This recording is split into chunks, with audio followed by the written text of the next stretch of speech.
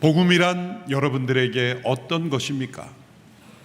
요즘 유행하는 표현대로 복음이란 나에게 무엇이다 라는 문장을 완성해 보라고 한다면 여러분들은 어떤 단어로 복음을 표현하시겠습니까?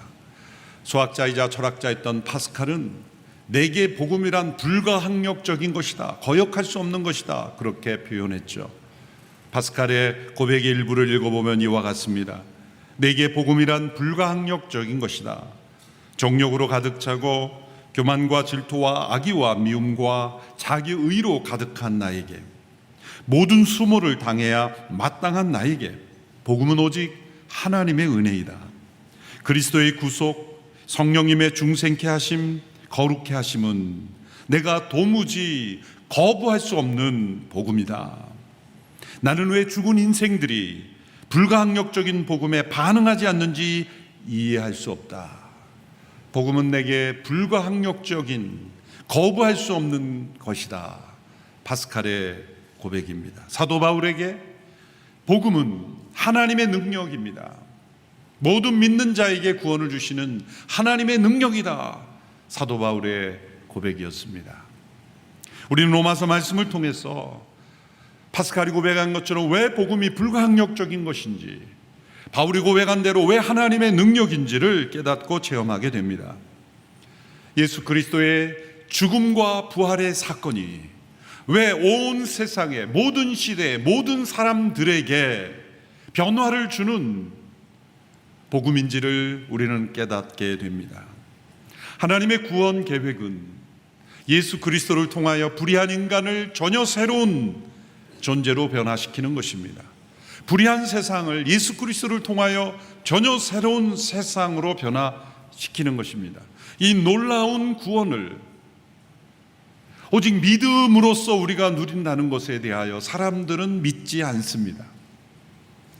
하나님의 은혜를 믿지 않는 바로 그 모습이 타락한 인간의 본성이기 때문입니다. 그리고 이 세상에서도 진정한 은혜를 보지도 못했고 체험하지도 못했기 때문에 말할 수 없는 놀라운 하나님의 은혜를 믿음으로 응답하지 못하는 것입니다. 또 어떤 사람들은 오직 믿음으로만 의롭게 된다면 그것은 사람들이 더 마음대로 죄를 짓도록 하는 것이 아니냐라고 오해합니다. 과거와 현재의 죄만이 아니라 미래에 지을 죄까지도 다 용서되었다면 사람들이 죄를 짓지 않으려고 노력하지 않겠느냐, 노력할 필요가 없다고 생각하지 않겠느냐라는 오해입니다. 그런 생각을 하고 있는 사람들이 있을 것을 알고 사도 바울은 6장 1절에서 이런 질문으로 시작을 합니다. 그러면 우리가 무슨 말을 해야 하겠습니까? 은혜를 더하게 하려고 죄 가운데 머물러 있어야 하겠습니까? 오직 믿음으로만 의롭게 되며 죄가 더한 곳에 은혜가 더하여진다는 이 로마서 5장 24절의 말씀을 인용하여 은혜를 더하게 하려고 죄 가운데 머물러 있어야 하겠느냐라는 질문입니다. 이것은 잘못된 생각이요 오류이다. 이러한 오류는 왜 생기는 것일까요? 성화의 구원이라는 중간 단계를 빼버리고 의롭게 되는 칭의의 구원에서 영광스럽게 되는 영화의 구원으로 바로 넘어가는 것으로 착각하기 때문이라는 거죠. 하나님의 은혜는 우리의 죄를 용서해 주시고 의롭다 하시는 칭의의 구원을 주실 뿐만 아니라 죄를 짓는 데에서도 구원하시는, 죄를 이기고 승리하는 성화의 구원까지 주시기 때문이다. 그래서 지난주에 칭의의 구원과 그리고 성화의 구원과 영화의 구원이라는 것을 시간대별로 구분하여 설명하고 이해할 필요가 있다는 것입니다. 로마서는 이러한 구조로 우리에게 구원을 설명하고 있기 때문이죠. 구원은 받은 것이며 또한 이루어가는 것이며 또한 이루어질 것입니다. 받은 구원이 있고 현재 이루어져 가는 구원이 있고 그리고 완성될 구원이 있습니다. 그러나 이 모든 구원이 바로 우리의 노력과 능력이 아닌 오직 믿음으로 이루어지는 것이다. 십자가의 능력은 죄를 용서받게 하는 능력일 뿐만 아니라 죄를 이기게 하는 능력이기도 하기 때문입니다.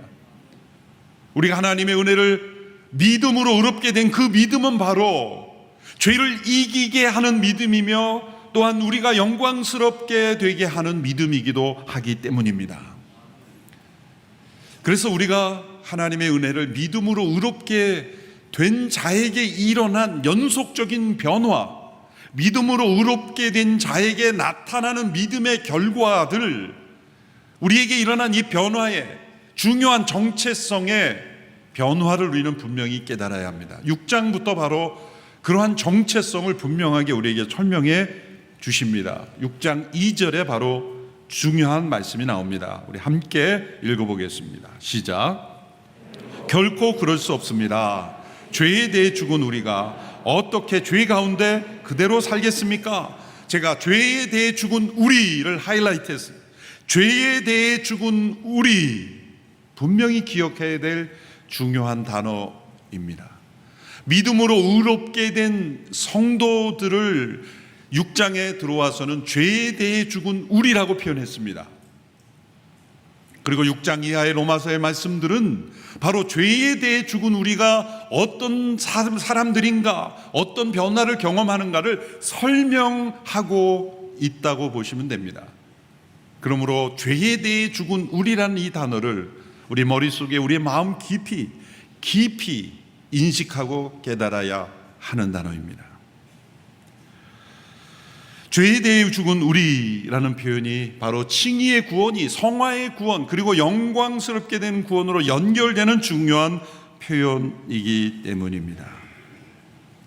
지난주 5장의 말씀을 통하여 우리는 아담 안에서 태어났으며 그리고 아담과 함께 범죄자가 되었다.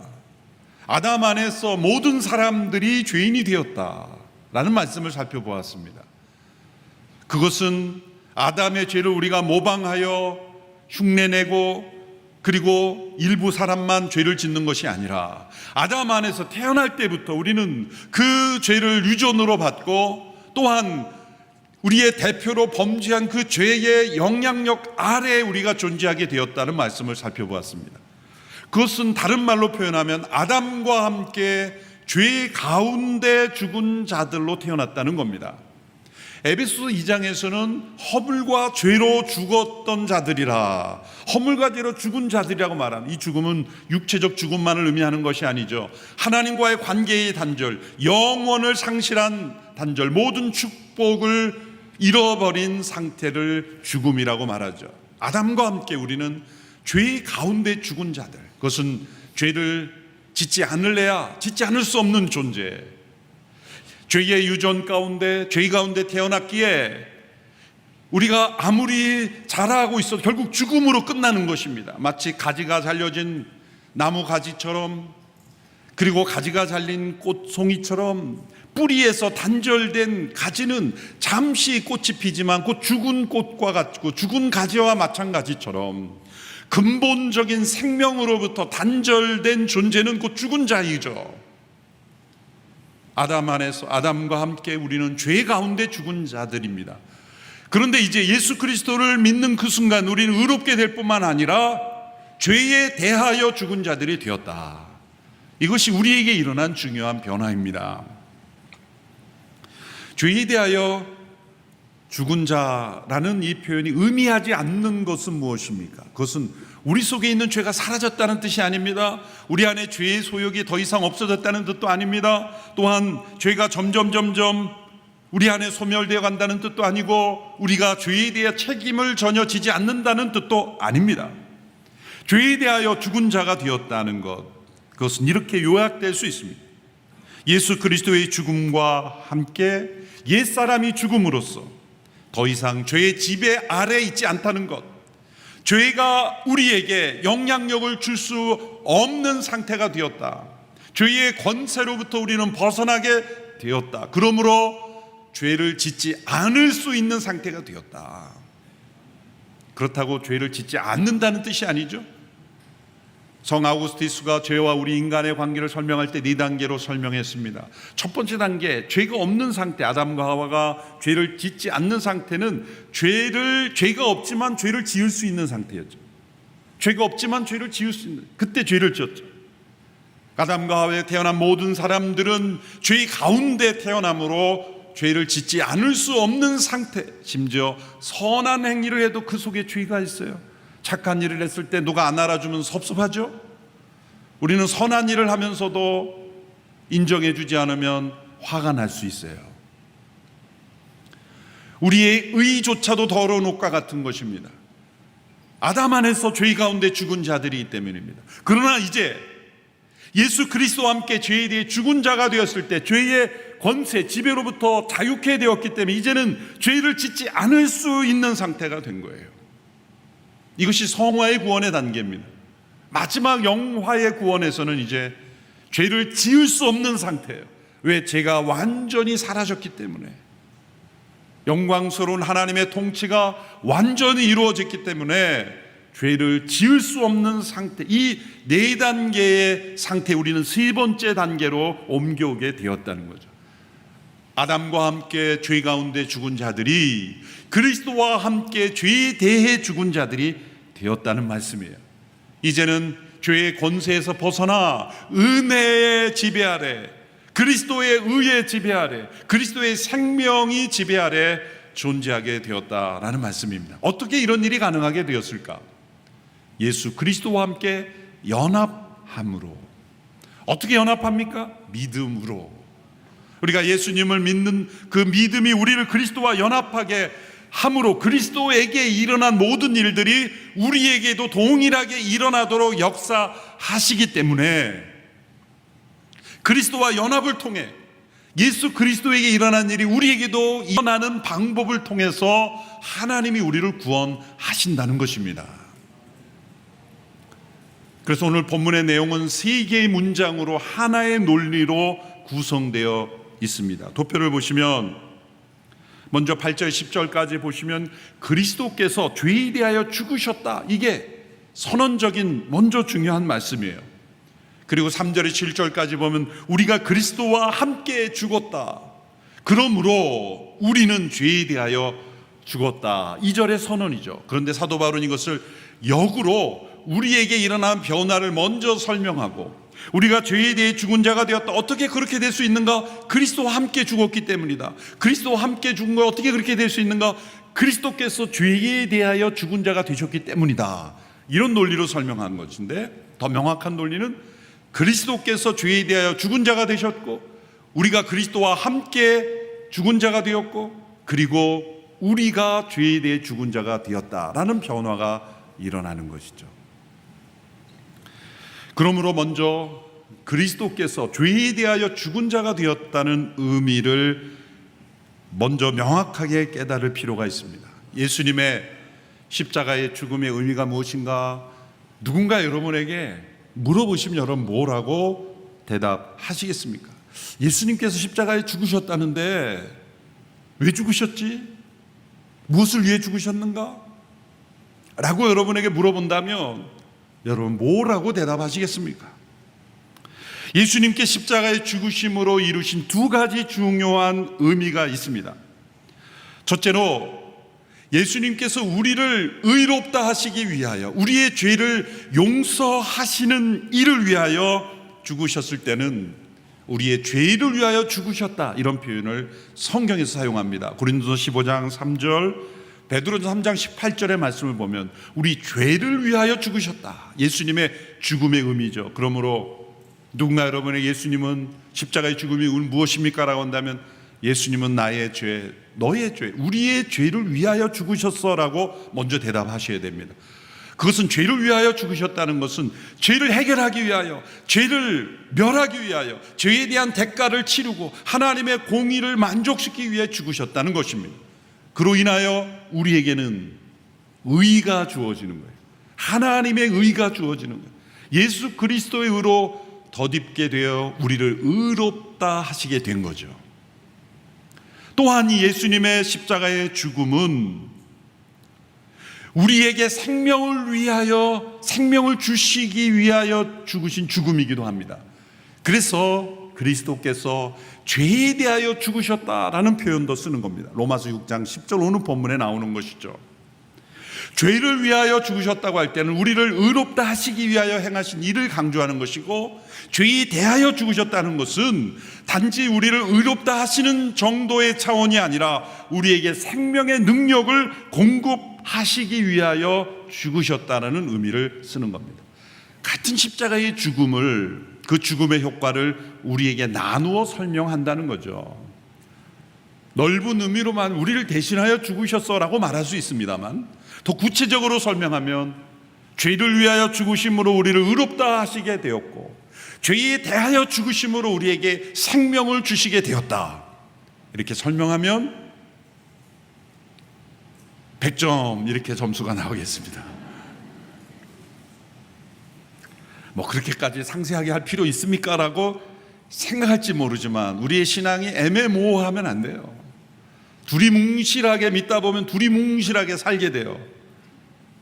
명확하게 예수님께서 십자가에서 행하신 일을 명확하게 우리의 개념으로도 정립을 해야 우리의 자녀들에게도 다른 사람들에게도 복음을 전할 때 정확한 복음을 깨달으면 정확한 삶이 나타나고 능력 있는 삶이 나타날 줄로 믿습니다.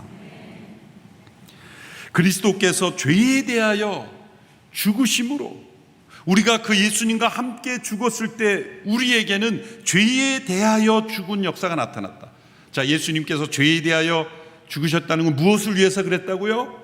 우리에게 생명을 주시기 위해서 죽으셨다는 겁니다. 예수님께서 참 인간으로 오셨기 때문에 참 인간으로 오신 예수님, 그 예수님에게는 죄가 공격하였죠. 사단이 유혹하였죠. 마태복음 4장에 나온 광야의 시험처럼 그것은 그 순간에만 예수님을 공격한 것이 아닙니다. 끊임없이 예수님을 공격했고, 예수님이 십자가의 길을 걸어가는 그 길에도 사단은 공격했습니다. 왜? 인간의 몸을 입고 계셨기 때문에. 그러나 예수님 모든 죄와 시험을 이기셨죠. 그런데 우리는 예수님처럼 그 모든 죄와 시험을 이길 능력이 없어요. 왜? 우리는 아담 안에서 죄 가운데 죽은 자들이기 때문에. 그렇다면 예수님이 우리의 죄를 위하여 죽으셔서 우리를 의롭다 하셨지만 우리가 죄를 이길 능력이 없다면 예수님의 죽음의 효과는 없는 것 아닌가? 그렇지 않습니다. 예수님의 죽음은 죄에 대하여 죽은 죽음인 것은 예수님은 죽음으로 끝나지 않고 부활하셨기 때문이에요. 그러므로 부활하신 예수님은 우리에게 생명을 주시는 분이 되신 겁니다. 십자가의 죽음을 통과하여 부활하시기 전에 예수님의 생명은 참 인간의 생명이기 때문에 한시적 생명인 겁니다. 예수님도 늙어가셨어요. 예수님이 이렇게 늙어가셨다는 표현이 나오죠. 바리새인들과 싸울 때 예수님이 실제 나이보다 더 늙어보셨다는 표현들이 나와요. 그것은 예수님께서 자신을 소개할 때 내가 아브라함보다 먼저 있던 자다, 이런 표현이 나와요. 그때 바리새인들이 격앙을 하면서 당신이 보니까 50도 안 됐는데 아브라함부터 먼저 있었다니 말이 안 된다는 거죠. 그때 예수님의 나이가 죄송하지만 30대 초반이었어요. 근데 바리새인들은 예수님을 50으로 봤어요. 실제보다 더 나이 들어 보신다고 슬퍼하지 마십시오. 예수님도 10년 더 늙어 보였습니다. 예수님도 어린 시절이 있었고 청년이 있었고 나이 들어 보였죠. 30대 초반에 예수님은 50처럼 보였다는 거예요. 그러므로 예수님의 그 십자가와 부활 이전의 생명은 한시적 생명이요, 우리가 같은 육체적 생명이라는 거죠. 그런데 예수님이 십자가를 통과하여 부활하신 생명은 영원한 생명일 뿐만 아니라 우리에게 그 생명을 나눠주시는 생명이 되셨다는 거예요. 그리고 더 이상 죄가 공격할 수 없고 죄의 시험을 받지 않는 영원한 생명이 되셨기에 우리에게 그 생명을 주신다는 거예요. 그게 죄에 대해 죽으셨다는 의미예요. 예수님께서 죄에 대해 죽으신 그 생명으로 부활하셨기에 그 생명을 우리가 믿음으로 받을 때 우리는 죄를 이길 수 있는 능력을 부여받게 된다는 거죠. 그리고 그 생명이 우리에게 영광스러운 구원에 이르게 한다는 겁니다. 이제 보다 상세하게 그리스도와 함께 죄에 대하여 죽은 자가 되었다는 이 변화를 세 가지 다른 표현으로 설명하여 나누어 지금까지 제가 드린 말씀을 함께 정리해 보는 것입니다. 첫째로, 죄에 대하여 죽은 자가 되었다. 그것은 우리가 그리스도 예수와 합하여 세례를 받았다는 의미입니다. 3절, 4절의 말씀 우리 같이 읽겠습니다. 시작. 연합해 세례를 받은 우리는 모두 그리스도와 연합해 세례를 받은 줄을 알지 못합니까? 그러므로 우리는 그리스도의 죽으심과 연합해 세례를 받음으로써 그분과 함께 묻혔습니다. 이는 그리스도께서 아버지의 영광으로 인해 죽은 자들 가운데서 살리심을 받은 것처럼 우리도 또한 새 생명 가운데서 살게 하려는 것입니다. 죄에 대하여 죽은 자란 곧 그리스도 예수와 합하여 세례를 받은 자다, 이렇게 표현합니다. 여기서 세례라는 단어가 나오니까 우리 머릿속에는 우리가 예배 의식으로서 함께하는 성부, 성자, 성령 이름으로 물로 세례를 주는 의식으로서의 세례만 떠오르면 안 됩니다. 세례는 보다 넓은 의미의 의가 포함되어 있어요. 세례라는 이 단어, 헬라어로 밥티조라는 단어는 영어로는 팹티즘, 그렇게 연결이 돼요. 그래서 영어는 헬라어 발음을 그대로 가져가죠. 그래서 물에 잠기다라는 뜻이에요. 세례 때 물을 써서 머리에 뿌리든 잠기게 하든 침례교처럼 탕에 넣든 그것은 방법의 문제가 아니라 의미의 중요성이, 물에 잠기는 것은 곧 죽음을 의미하는, 장사됐다는 뜻이에요. 옛사람의 죽음을 선언하는 거죠. 그런데 물세례는 예식적인, 의식적인 거죠. 때로 입술에 고백이 있고 또 함께 동의를 하지만 실제 세례가 의미하는 진정한 변화가 일어나지 않은 채 형식적이고 의식적이고 해야 되겠다는 의무감으로 할 수도 있어요.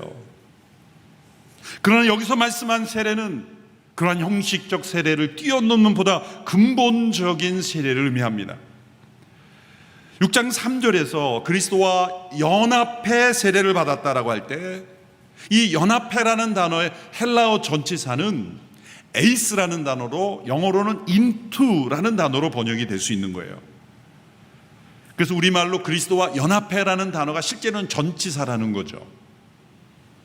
그런데 에이스라는 전치사가 into, 속으로 들어간다, 그래서 ESV 번역 같은 데서는 baptized with Jesus 그렇게 하지 않고 baptized into Christ, baptized into His death, 그분의 죽음 속으로 들어간다, 그리스도 안으로 들어간다, 그걸 세례라고 하는 거죠. 왜 이런 표현을 썼을까요? 그것을 의미로 해석해서 속으로 들어감으로 연합된다, 그래서 우리말로 연합해 이렇게 번역을 했지만 실제적으로는 그분 속으로 들어간다.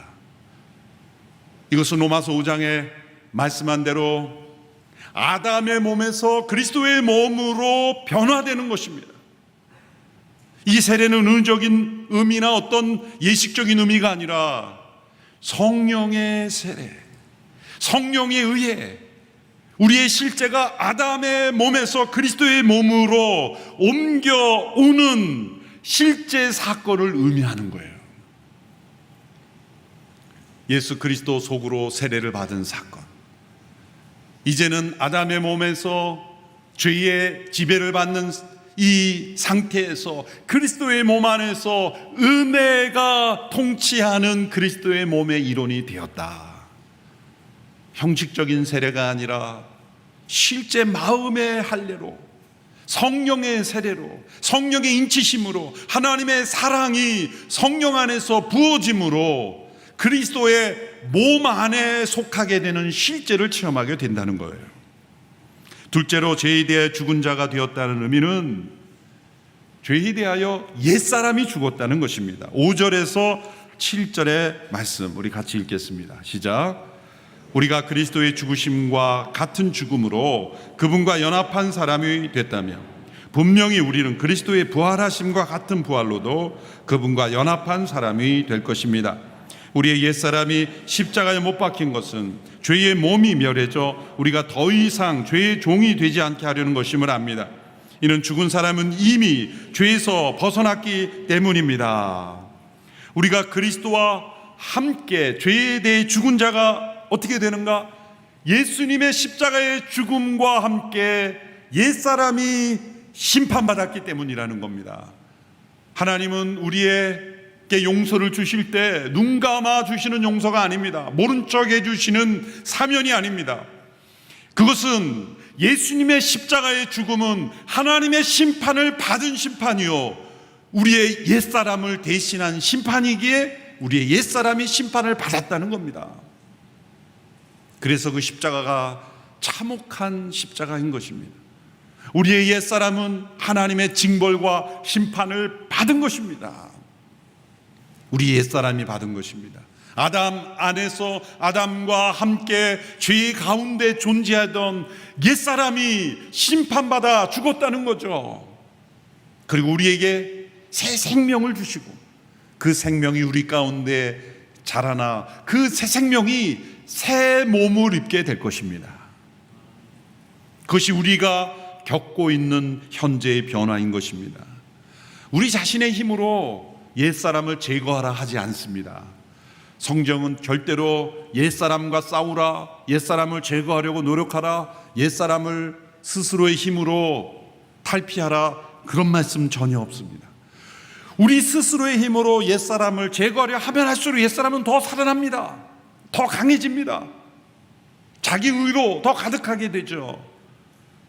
이거는 오직 믿음으로만 가능하다. 무엇을 믿음으로? 그리스도의 십자가의 죽음이 나의 옛사람이 심판받은 것을 같은 사건이라는 걸 믿으라는 거예요. 그 믿음이 능력을 발휘한다는 거죠. 이 진리를 설명하는 유명한 말씀이 갈라디아서 2장 20절의 말씀이죠. 개정 번역으로 읽을 때 제가 가로해서 영어 표현으로 표시한 부분을 주목해서 함께 읽어보겠습니다. 시작. 내가 그리스도와 함께 십자가에 못 박혔나니 그런즉 이제는 내가 사는 것이 아니요 오직 내 안에 그리스도께서 사신 것이라. 이제 내가 육체 가운데 사는 것은 나를 사랑하사 나를 위하여 자기 자신을 버리신 그리스도를, 하나님의 아들을 믿는 믿음 안에서 사는 것이라. 여기에 내가 그리스도와 함께 십자가에 못 박혔었다라고 말하지 않고 못 박혔나니라고 할 때 사실은 이 시제를 못 박혀 있다라고 해야 돼요. 원문의 시제를 말하자. 못 박혀 있다, 못 박힌 채로 존재한다, 그런 의미죠. 여기서 나는 누굽니까? 옛사람입니다. 그래서 나의 옛사람은 예수 그리스도의 십자가의 죽음과 함께 십자가에 못 박혀 있다, 계속해서 존재한다, 죽은 자로 존재한다. 그러므로 내가 육체 가운데 지금 몸의 안에 사는 것은 내가 사는 것이 아니라 하나님의 아들을 믿는 믿음 가운데 사는 것이라. 이것은 새 생명 가운데 살고 있다는 의미죠. 여러분, 그리스도의 십자가의 사건은 과거의 사건이 아닙니다. 현재 믿음 안에서 내 안에 일어나는 사건이라는 거죠. 그리스도의 십자가에 못 박힌 자입니까? 미국에서 1940, 50년대에 놀라운 부흥을 일으켰던 에이든 토우저 목사님께서 성지순례를 함께 갔던 이야기가 있습니다. 동료 목회자와 함께 성지를 순례할 때 예수님이 십자가에 못 박혀 죽으신 골고다 언덕에 바로 그 장소로 기념되는 곳에 갔을 때, 가보시면 알겠지만 주변이 뭐 시장 바닥과 같이 여러 이렇게 잡다한 그런 곳들이 많죠.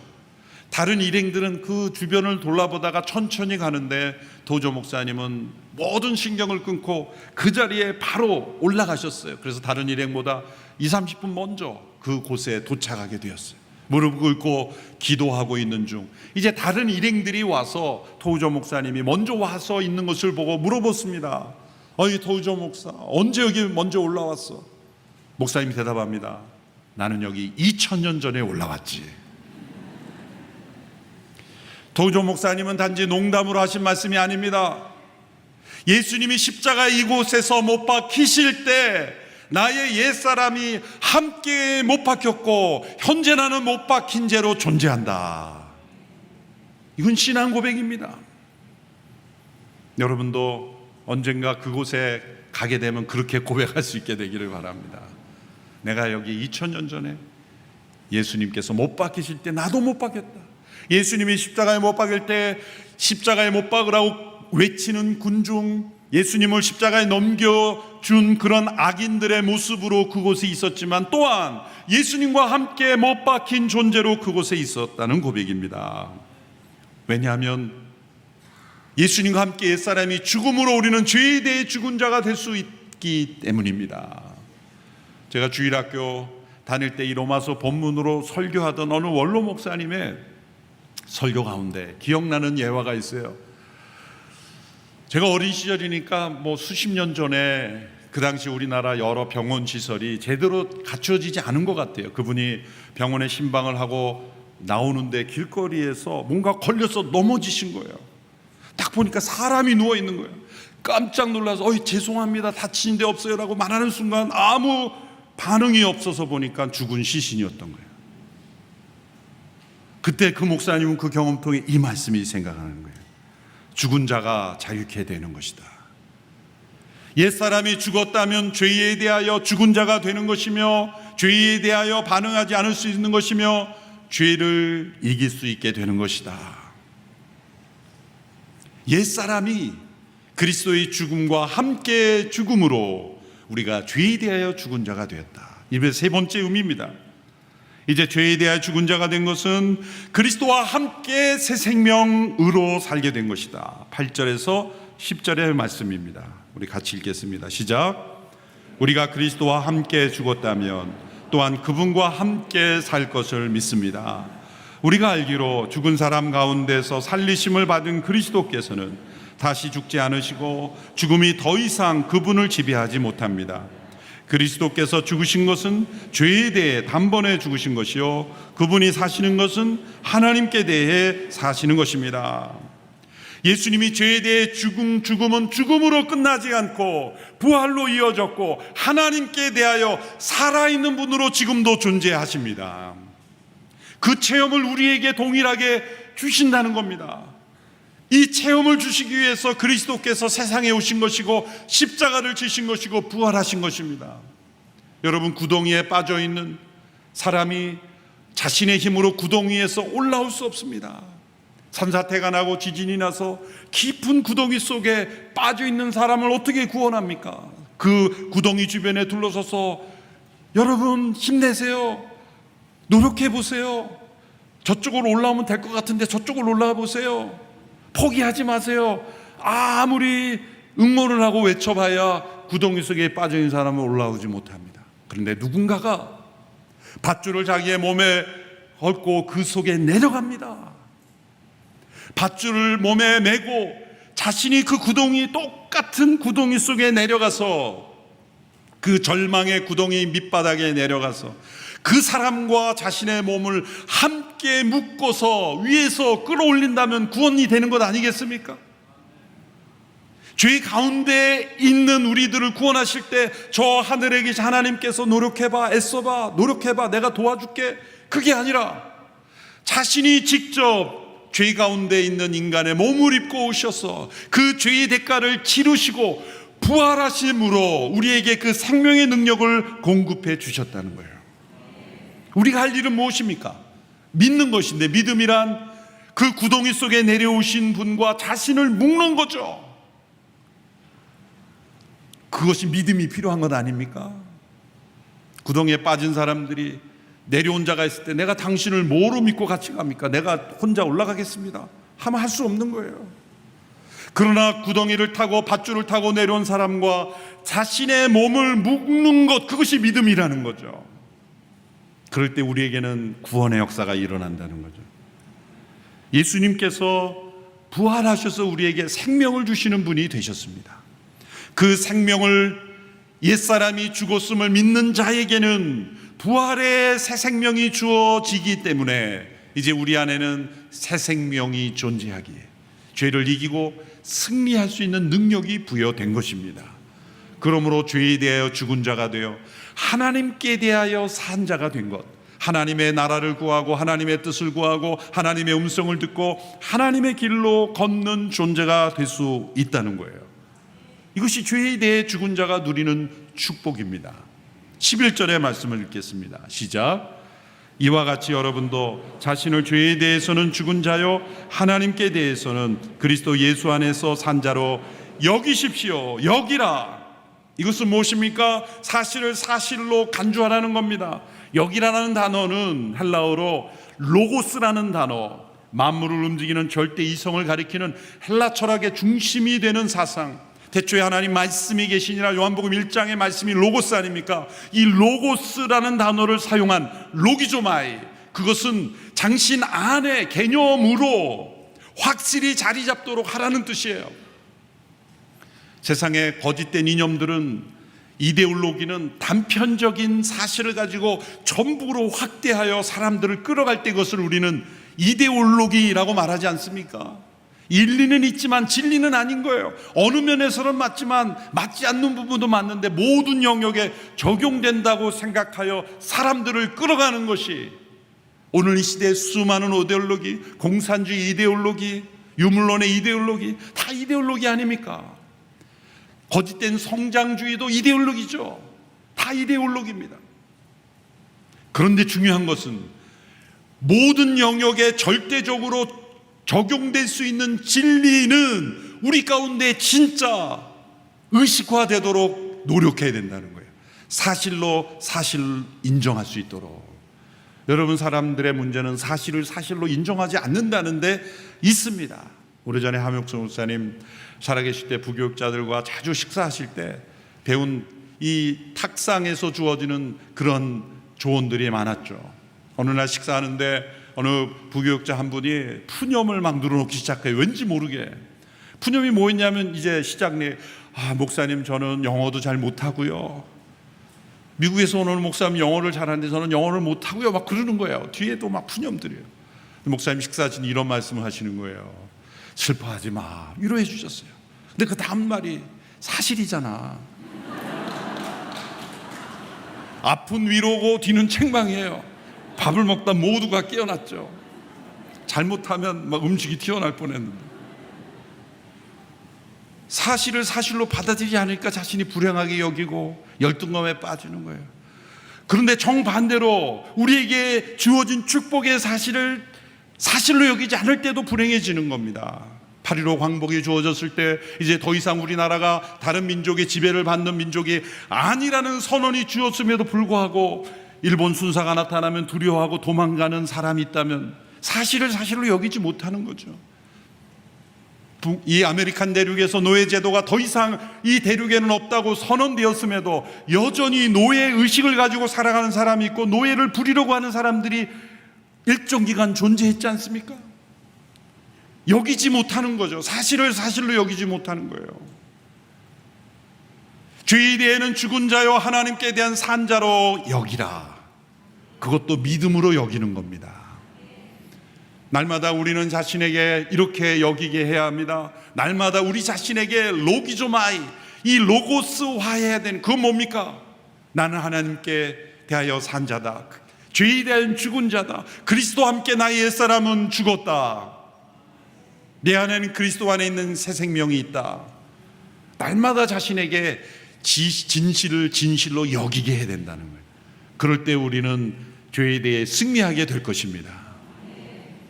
부활의 생명으로 살게 될 것입니다. 육신을 따라 살지 않고 성령을 따라 살게 될 줄로 믿습니다. 기도하겠습니다. 살아계신 하나님 아버지, 우리에게 구원의 복음을 허락하시니 감사합니다. 거역할 수 없는 불강력적 복음을 우리에게 주심을 감사합니다. 오직 하나님의 은혜로 우리를 구원하셨고 오직 믿음으로 이 은혜를 누리게 하셨으니 감사합니다. 우리의 옛사람이 그리스도와 함께 죽었음을 믿습니다. 우리가 죄에 대한 죽은 자요 하나님께 대한 산 자가 되었음을 믿습니다. 그리스도와 함께 이 놀라운 구원의 체험을 날마다 누리는 우리 모두가 되게 하여 주시옵소서. 예수님의 이름으로 기도합니다. 아멘.